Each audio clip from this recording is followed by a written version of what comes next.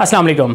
आज हम बात करेंगे बवासीर यानी हेमोराइड्स और एनल फिशर यानी कि जो पखाने के रास्ते में ज़ख़म हो जाता है उसमें क्या फ़र्क होता है। और लोग चूँकि इन दोनों चीज़ों को एक ही करके ट्रीट कर रहे होते हैं, एक ही समझ रहे होते हैं, हालांकि ये दोनों बहुत मुख्तलिफ चीज़ें हैं।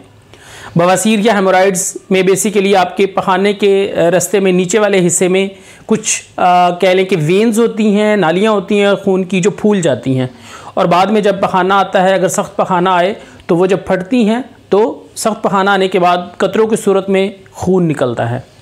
इसमें अक्सर औक़ात दर्द नहीं होती, जबकि जो एनल फिशर होता है उसमें सख्त पखाना आने की वजह से पखाने के रास्ते में एक ज़ख़म बन जाता है, एक चीरा सा लग जाता है। तो इन दोनों का मुख्तलिफ तरीका इलाज है, इन दोनों में पता करना ज़रूरी है।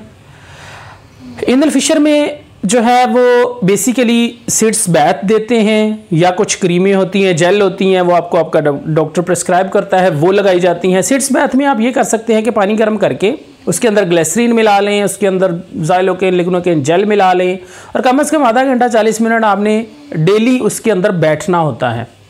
तो ये तकरीबन आप 2 से 3 महीने तक अगर करते हैं तो आपका एनल फिशर बिल्कुल ठीक हो जाता है। अगर लेकिन इससे फ़र्क ना पड़े तो फिर इसकी सर्जरी भी की जा सकती है, क्योंकि जो आगे वाले स्फिंक्टर मसल होते हैं, जो पखाने के रास्ते को जो ब्लॉक करने वाले आपके स्फिंक्टर्स होते हैं, वो बेसिकली ज़्यादा टाइट रहते हैं और इस वजह से और ज़्यादा पखाना करने में तकलीफ़ होती है और ये फिशर का साइज़ फिर बढ़ता जाता है।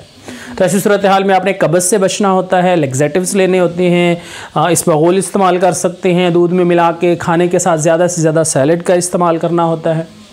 दूसरी तरफ अगर आप देखें बवासीर, तो उसमें बेसिकली वो मौके बनते हैं, वो भी कब्ज़ की वजह से बनते हैं। जब बहुत ज़्यादा मिकदार में ज़्यादा देर तक आपको कब्ज़ रहती है, ज़्यादा ज़ोर लगा के पखाना करना पड़ता है, तो वो नालियाँ फूल जाती हैं।